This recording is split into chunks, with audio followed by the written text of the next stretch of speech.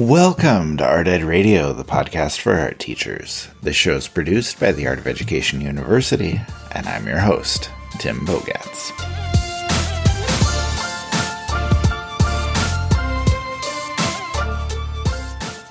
So I've been thinking a lot lately about creativity, about art making, about those things that I think about a lot, to be honest. And I've been trying to find some time to make more work, just make more work of my own, which is always hard to do. It's always tough to be creative. It's always tough to find the time to make art. And so I've been trying to find people who are working online and just finding videos of art making that I admire, aesthetics that I like, techniques that I want to try, and following along with those videos, which is different for me. But it's good because it allows me to kind of set aside some time to dedicate to art making, which is always something that, like I said, is a struggle for me. And so I was watching last week a video by Eric Scott, and I'm fascinated by Eric. I think he creates great work. You may know him. I've known him for a while, since I saw him present at an NAEA conference with David Modler as the Journal Fodder Junkies, and they're doing great stuff with sketchbook work. And we've had them at the Now conference. Eric has continue to do a lot of great stuff. But anyway, he's doing these live streams with these visual journals that he was doing. I'm kind of working along with him, and I thought to myself, hey, this would make for a great podcast interview. So I invited Eric to come on, and we're going to chat today about some of the things that I've been thinking about, because I think he has great advice about making art, making time to create art, some thoughts about creativity and how we can continue to work. So lots to chat about, lots to say. So let's go ahead and jump right in.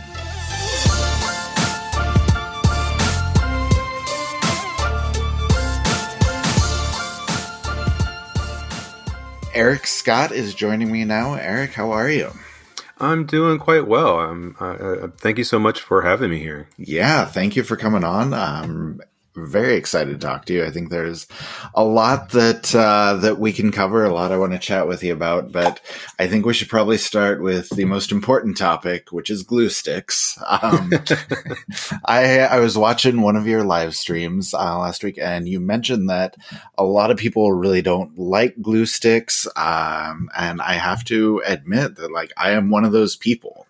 I've never gotten the hang of them, never really liked them, never thought they worked well. So can you tell me why I should use glue sticks, and maybe convince me as to why I can learn to love them? Well, first of all, I think I felt a little bit of vindication. I signed up for Austin Kleon's weekly newsletter, right. And one of the things, I ended up clicking on his favorite materials kind of thing. Yeah. And he uses the same glue stick that I do, which I like. I like the UHU glue stick, UHU stick, and I know that's a premium brand. So I think that's the first thing, is that I think a lot of people, when they think of glue stick, they think of the cheap glue sticks that you get at the office supply store, right. The things that you get at back to school time that cost very little money. So yeah, it might be partly the quality. So I'd say, if you really want to get into glue stick, you got to invest in a good one. And I know UHU's really good.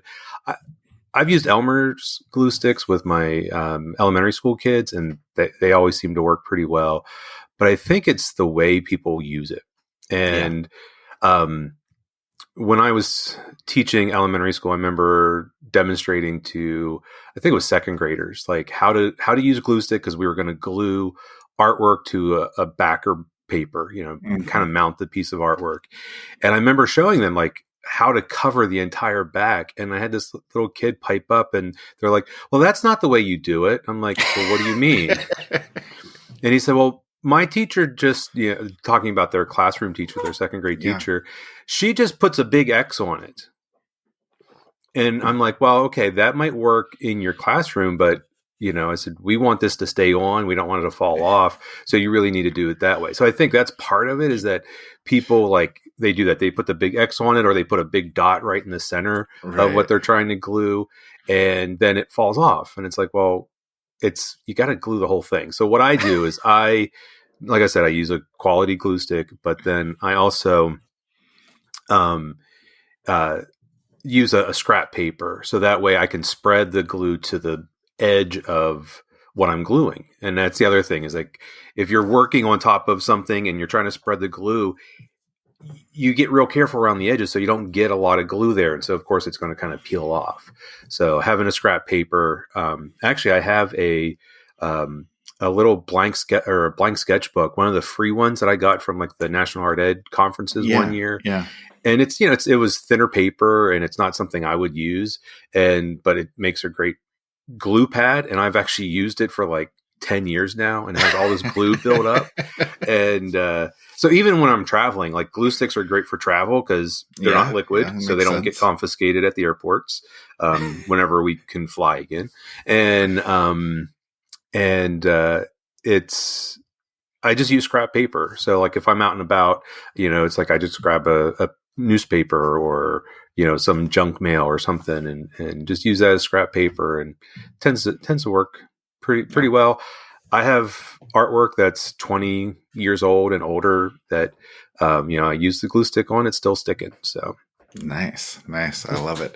Well, I appreciate that explanation. That's probably the most I've talked about glue sticks in my life. So I think that's good. I'll have to, I don't know, I need to be more open-minded. I'll give it a try. But, well, I look at it this way. If they're good enough for Austin Kleon, I'm like, I think I'm in good There you company. go.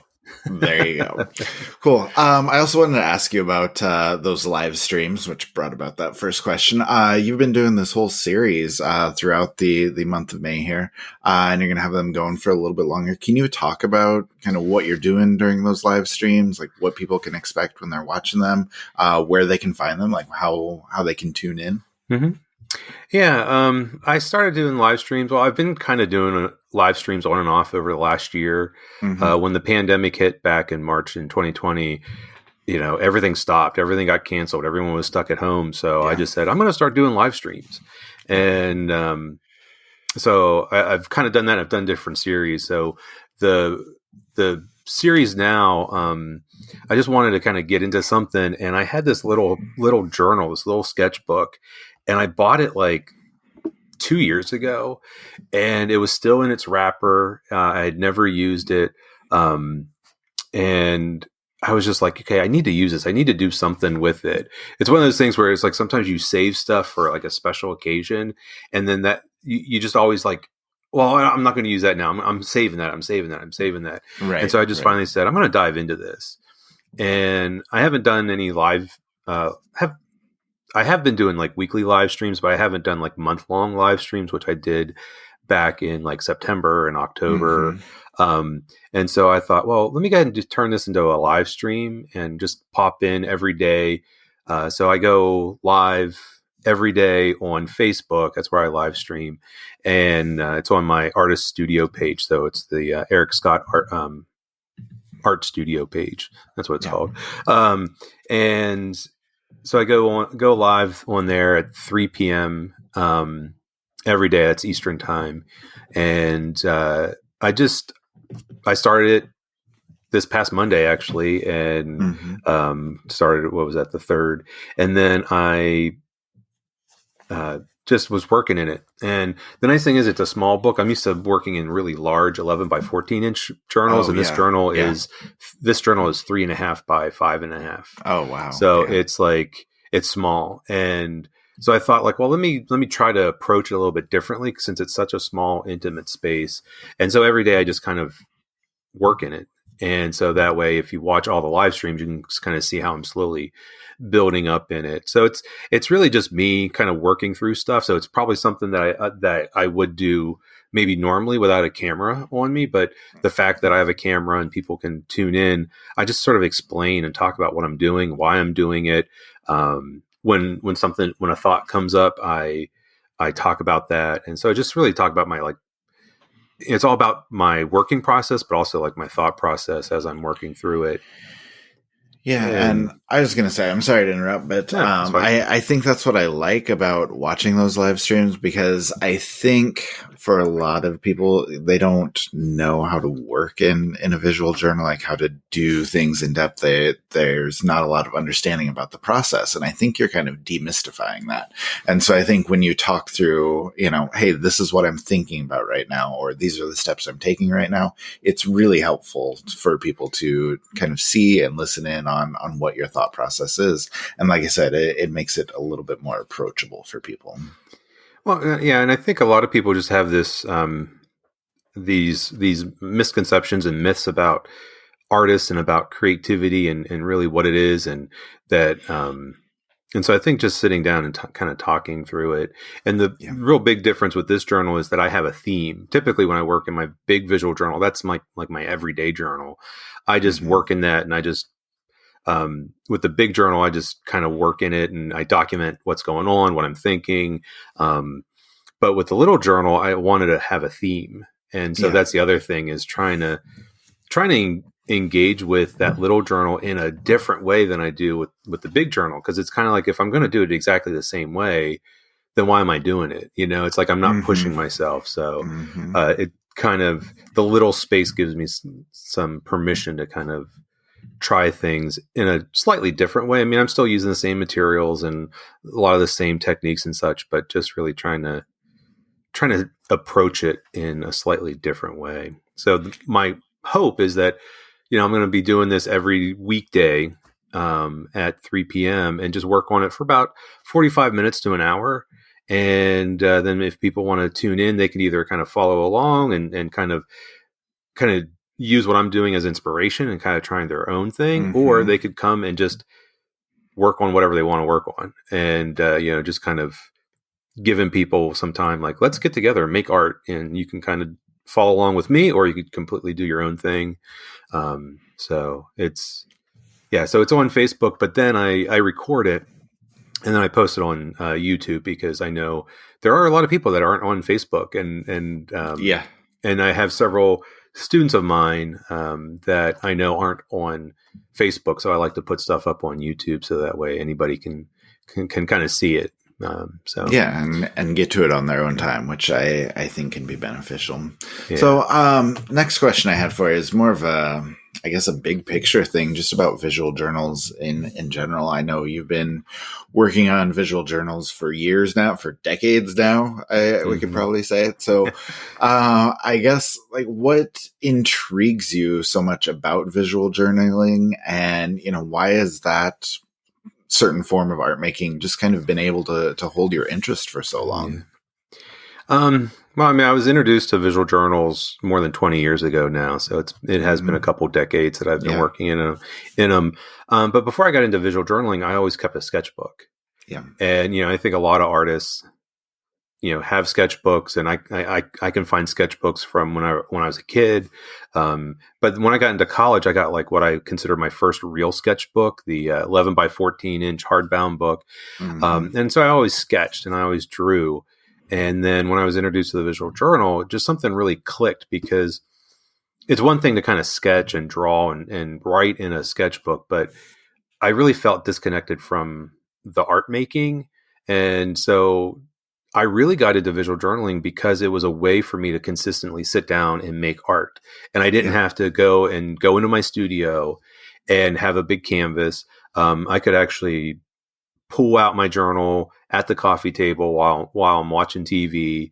And my journal goes with me everywhere. So even when I travel, it's not uncommon to see me sitting in a coffee shop or at a restaurant or bar, like with my journal open and working in it. And so it was just a way for me to really get into that art making, because with the visual journal, it is an everything book. At least that's how I always describe it. And I put everything in there. So I use all kind of different art materials in it. I draw, I paint, I collage, I write in it. And so it really is a documentation of me, of my life, what's happening, and not just like in a diary sense, like, oh, today I went here and I did that, right? But also the art thing. So a lot of my ideas for my art have grown from the visual journal. And so it keeps me connected with that making. But then there are things like, oh, that's really cool. I wanted to see that like on the wall, you know? So a lot of my artwork that I've done over the last 20 years has its roots in the visual journal. So it's a great artistic tool. But then also just as a person, documenting my life, and then just even processing, trying to process everything that life throws at you. So when people look through it, there's personal writing in it, and there's things. And I often hear people say, like, I really feel like I know you. And I was like, well, you better, because that's my journal. And it was really interesting. One time I was doing a presentation at a conference, and somebody was looking through one of my journals, and they're like, how much would you sell one of these for? And I was like, $1 million. Like one of my big hardbound 11 by 14, 200-page journals. I said, $1 million. And she's like, oh, well, I guess you really wouldn't want to sell it then. And I was like, well, it's my personal journal. Right. It's like somebody sitting down and selling their diary, and it's like, this is my personal. I didn't make this stuff in here to sell. I made this stuff for me personally. And so, I have almost 30 volumes now of visual journals over those 20 years. Yeah. So I can go back and look at the very first ones, and, the things that I've glued in, like the menus and the ticket stubs and the pictures that are in there, even some of the imagery that I've drawn or painted and things. It's just, it takes me back instantly to that time. And I can kind of feel like the place and the time, like that I was like creating these things. So it's a great personal documentation, but it's a place for me just to basically take everything that's in my head and like put it out there, and and it all mixes together to create the basis for a lot of the artwork I make. Yeah, that's really powerful. That's really cool.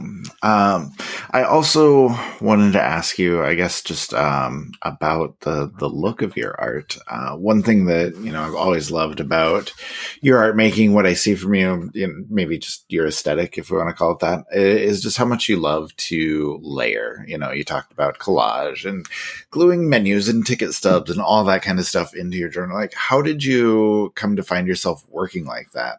And like, is it a particular look that you're going for? Is it a result of just the processes or the techniques that you enjoy doing? Is it a combination of factors? Like, how do you come to that way of working? Well, it all started with the visual journal. So when I first got into it, my friend David, who introduced it to me, he had been working in it in visual journals for a little while, introduced me to it. And I was like, that's really fascinating. And he had some watercolor pencils that he was working with, just because watercolor pencils are very portable. They give you the control of a colored pencil, but then you add water and you get these really awesome painterly effects. And I knew of them, but I'd never really used them. And so they quickly became like a go-to thing for my journal.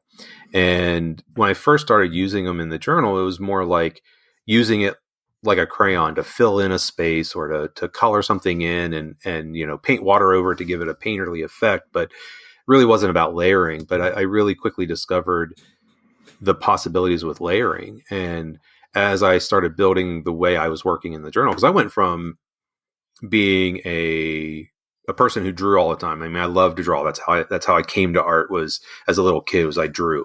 And I was an oil painter for years, painting realistic portraits and things like that. And it was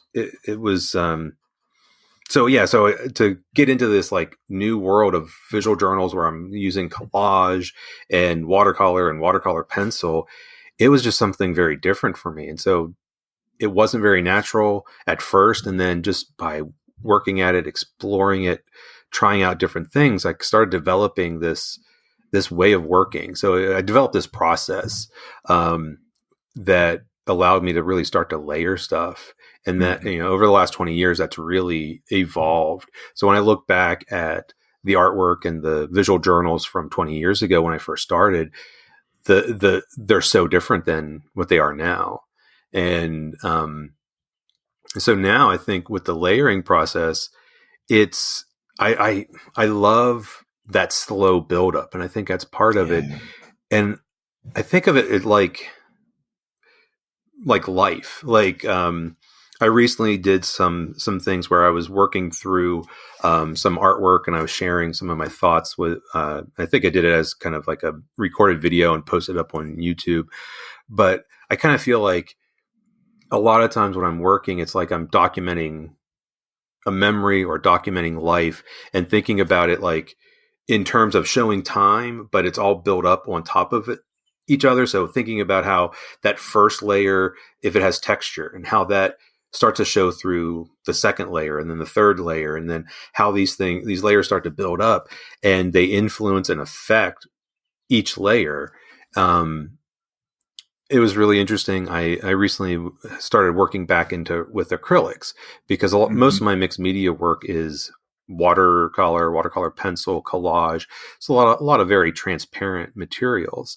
Well, I wanted to get back into acrylic painting, and so I was working on things, and I realized I was missing the layering because I was trying to paint it directly. And I was not happy with it. But as soon as I started doing some layering in it, I was like, oh, that's it.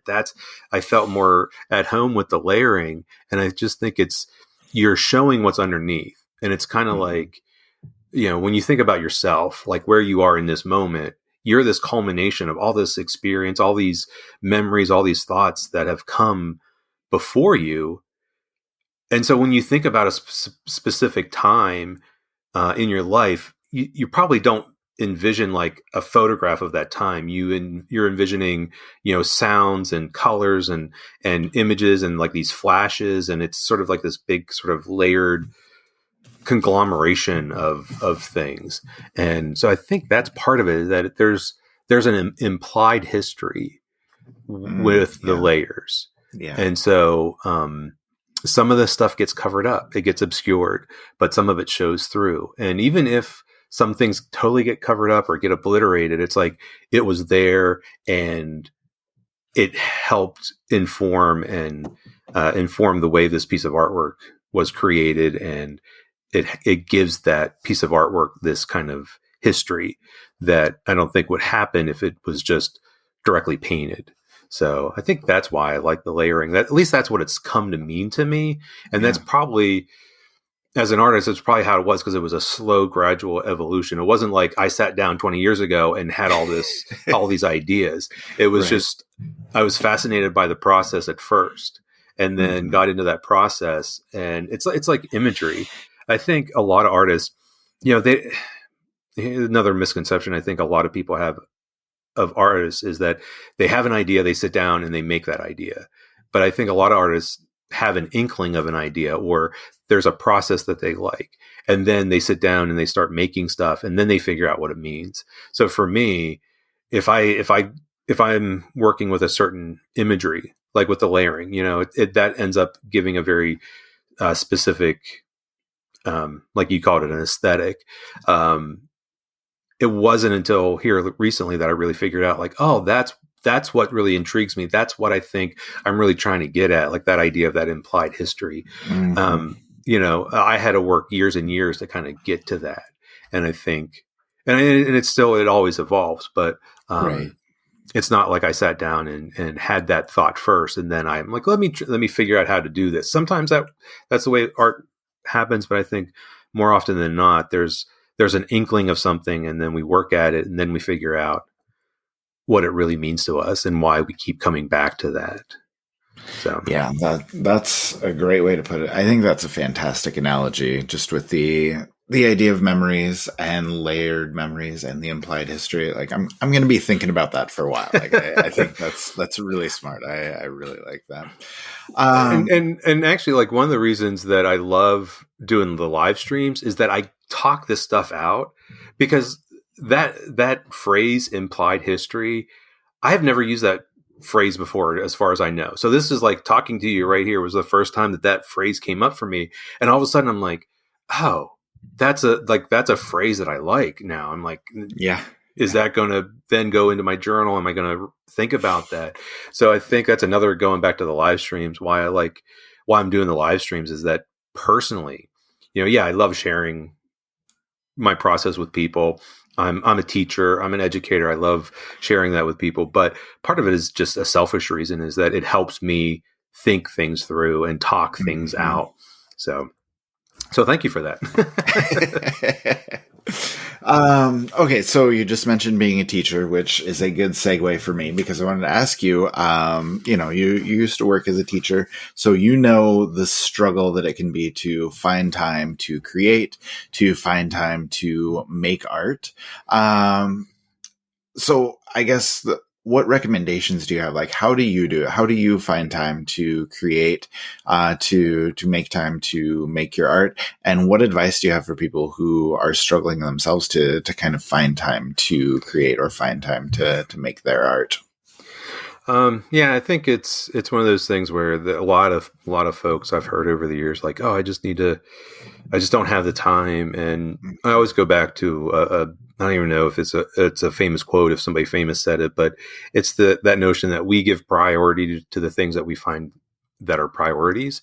It's like, I find it interesting when people are like, oh, I just don't have time to make art. But then it's like, I see them post about some Netflix show or something streaming that they binged, and I'm like, okay, you just spent hours watching this. So, I think it's one of those things that a lot of times people feel like creating is such a daunting task. And I think that's why the journal really resonated with me when I first got into it, because it was a way for me to stay connected without having to go through the hassle. I mean, when I was an oil painter, there's such a hassle of getting something set up. Yes, like supplies, setup, space, everything you need. It's daunting. Yeah. And so there's all this stuff you have to go through to get ready. And so I think that sometimes people think like, oh, I need to have like a studio. And when I have my studio, that's when I'm going to make art. And it's like, well, why can't your studio just be your coffee table or the dining room table? And, you don't have to work big. So I think that's part of it, is like how make stuff convenient. And when the pandemic hit, I basically moved out on my big studio. So I have a 1-car garage that I converted into a studio. And unfortunately, I don't have Wi-Fi out there. And so when I first started thinking like, oh, I want to live stream, well, I can't do that from my studio. So I had to like move into the house and into this like little space. And so I can't work really big. And so everything is really small. And so, but it's convenient because I can come up, my space is always, it can be kind of messy, but within like 30 seconds, I can have a space cleared and be working on something. So I think just having that convenience, and I think that's why the journal for me, especially when I'm traveling, I have a book, tuck it into the backpack. I have a couple bags of materials. Of course, you always have to be careful with traveling and going through airports about sharp objects and liquids and stuff. But that's kind of a minor inconvenience. But the fact that I have a basically portable studio that I can take anywhere with me just makes it so much more convenient. So I think that's the first thing, is that if you really want to give it really want to make it a priority, is make it convenient. The other thing is scheduling time. When I was a public school art teacher, it was like, my time during the day was scheduled. And so sometimes in the evenings, it was like, okay, well, Tuesday nights is going to be my studio night. So I would schedule time to go out into the studio, and it would basically be like, okay, I'm not going to let anybody kind of interfere with that, and I'm going to go out every Tuesday night. Now that I'm kind of on my own and I'm no longer in public schools, I have to schedule time.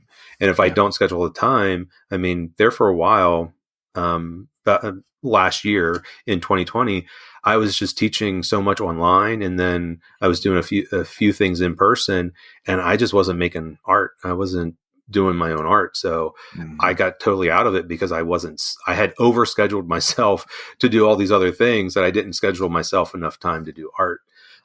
It's another reason why I like the live streams, because I made that commitment okay, I'm going to do this every weekday at this time. I've got to sit down. And that started back in September. I was doing an art challenge, just Yeah. doing a daily art challenge, and I was live streaming it at least most days. And it made me sit down for at least an hour every day and make art. And so I think that's it. If you can schedule, some people schedule classes. I've been teaching a lot of online virtual classes Hmm. throughout the pandemic. And I know I get a lot of students that sign up over and over again. And I always feel bad because I'm like, well, I'm not really focusing on any new techniques, just Yeah. maybe me a different way of approaching things. And they're like, oh no, that's fine. We just want to come and make art. And this Yeah. is our time to like come. I'm like, okay, great. Yeah. So that a lot of people I think take classes, and that's a great way of scheduling time. Um, so making it convenient, scheduling time, and then also realizing that it doesn't need a lot of time. That's Yeah. the other thing. I think, when you're an oil painter, yeah, you need to sit down and you need to work for a while. It takes you a while to set up your materials.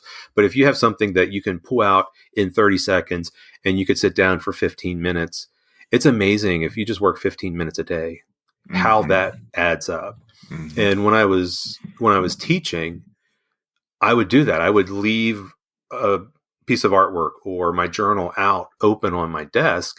And then when I had 5 minutes in between class and I was like, okay, I just need to sit down, I'd sit down and be like, oh, okay, I got my paints here, and I'd paint something real quick, Yeah. and didn't take a lot of time. And so I think that's another way of doing it, is just if you, especially if you can leave stuff conveniently like set up. Unfortunately, I have cats, so sometimes it's like I find my paintbrushes on the floor. I have found a few pieces of artwork with claw marks and tooth marks in it because of Oh, them. yeah. Yeah. But yeah, so yeah, having making something convenient, scheduling time, and if you don't have a lot of time, just spending 10-15 minutes a day. Yeah. So I think that's really good. And I was just going to say, I always loved in my classroom having an artwork set out. Like you said, it makes it convenient, it makes it easy to work. And more than that, students can see that you're working. And so, it opens up so many conversations about the process, about what you're doing, and just being able to see in action. I think that's really good for teachers to have something mhm. set up if it's doable for them. And then I guess last question for you though, before we go, can you talk about the workshops that you have coming up? I know you just mentioned them Yeah. real quickly there, but I think a lot of teachers are looking for things like that. I think it's a good opportunity. I think the ones you do are affordable, they're accessible, like all those things that teachers need. So can you tell us a little bit more about what you're going to be doing and where people can find information, maybe sign up for those? Yeah. Yeah. So, back when the pandemic hit, how that made everything change. Yeah. Um, Everything I was doing got canceled. So I'm like, I got to start doing workshops. So I started doing virtual workshops, and I was kind of Hmm. surprised that um, I do them. They're both. Some of them are specifically for teachers, but most of them are just open to the public. But I get a lot of teachers that sign up for them. Yeah. So I have a year's worth of virtual workshops that I've archived on my website that people can go back and sign up. And basically, Oh, cool. it's the recorded live videos. So there's a Yeah. whole bunch of them there. There's some on visual journaling, some on mixed media art. There's some on image transfers. There's all kind of different ones. But I do have two that are coming up that I have open for registration right now. The first one starts later this month. I think the 22nd, whatever that Saturday is. I think it's the 22nd. And it's a small books, mini journals, and zines workshop. Cool. And I was inspired by that little sketchbook that I said that I was using for Yeah. the live streams. And at first, my thought was I was going to use that little book, that little journal for that class. But then the more I thought about it, I'm like, oh no, I'll teach how to make a little book.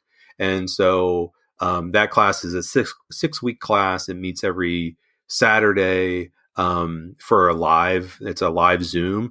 But if people can't make the live Zoom, I record the sessions, and then they're accessible anytime after that people, so Hmm. that way, if you can't make the live, you can actually do it as more of a self-paced workshop.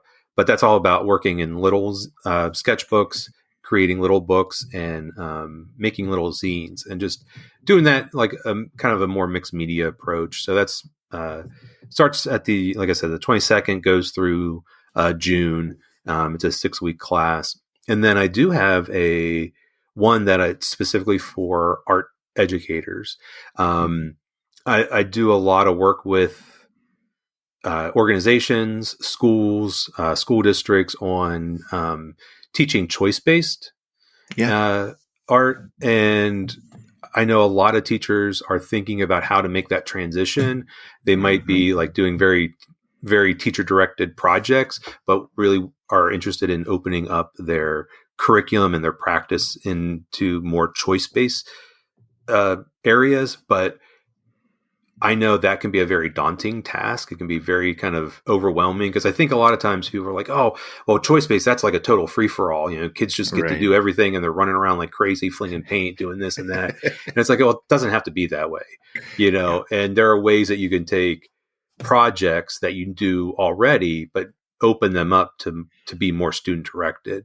And so I'm going to do a 6-week course starting in June. So it's going to be June into July.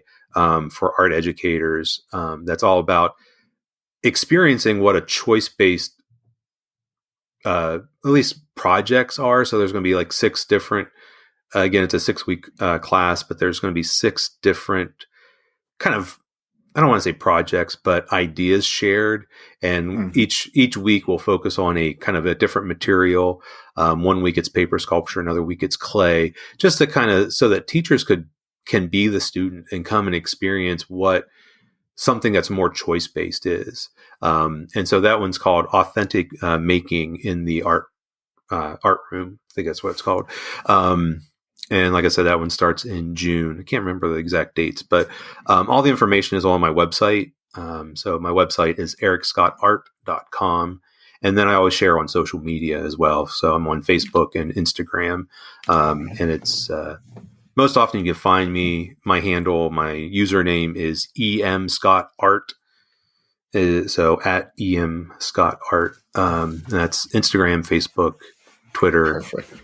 So, all right. And we'll make sure we link to that in the show notes so everybody can find those. So, awesome. Eric, thank you so much for the discussion. Thank you for the time, and appreciate you putting these opportunities out there for our teachers. Because, like I said, I think that's something that a lot of people are going to be looking for this summer. So, thank you for everything, and hopefully, we'll talk to you again soon. Yeah, thanks so much for having me. It's always great to sit down and talk art.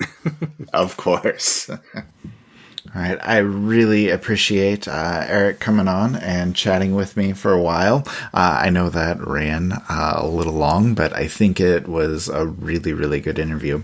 And also, I want to tell you to stick around after this episode's over, like before I close up shop. We have a surprise for you at the end of the episode that I'm very excited about. So stick around. Now, just a couple things that Eric said that I think are going to stick with me because, as we talked about, and as I said, I'm fascinated with his aesthetic of layering, using multiple types of art making. There's drawing, there's collage, there's painting, there's writing. There's so much in what he does. And I love how he talks about, our memories are layered as well. When we think back to things, it's not just one snapshot of what happened. It's sights, it's sounds, it's feelings, it's smells, it's taste. There's so many experiences and we can't capture them directly, but we can do a better job if we are layering, if we're putting a lot of work into what we do, not just capturing in one picture, but trying to layer those things. And as he mentioned, the implied history is a concept that I'm kind of fascinated by. And as I told him, that's something that I'm going to keep thinking about for a while. So I really appreciated that. And then as we talked about at the end, he's got some great opportunities for workshops, for art making, whether you're just finding things online with his live streams or rather actually signing up for some of those workshops. If you're looking for something to do over the next couple months or looking to get into creating, those are some really, really good opportunities. So we'll link to Eric's website where you can find all the information and everything you need. And then, we'll make sure that you can check out everything that he is doing and hopefully get into a little more of your own art making.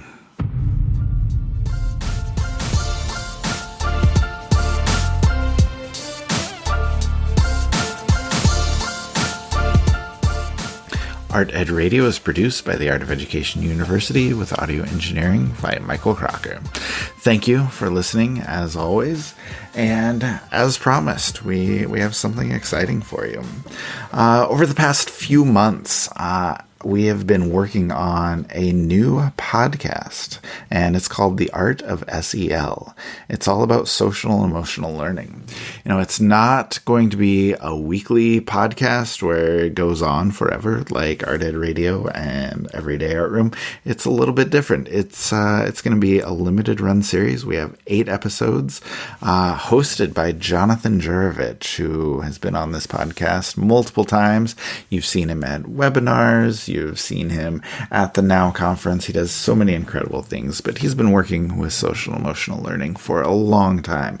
And so we thought he is the perfect host to take you through the art of social and emotional learning and how all of those concepts can be explored in the art room. So Monday, May 17th will be the first episode. And as I said, there will be 8 episodes coming out over the next 8 weeks, a limited run series that really explores things in depth.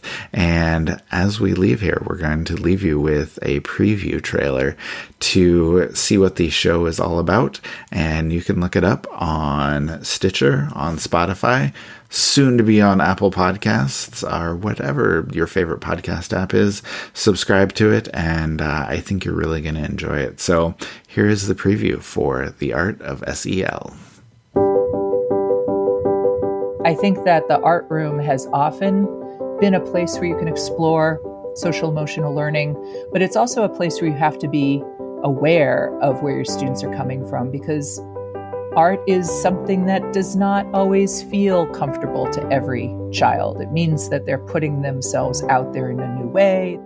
I think we have to be concerned with creating classrooms and conditions for students to not only think about content, but also think about how they're feeling, to set their own goals. We have to pair these together. What are the issues that we're seeing in our school revolving around community, revolving around mental health? And then we come up with a question. We want you to do the work. We want you to find the answer. So we're going to give you a question to really dig deep and think about.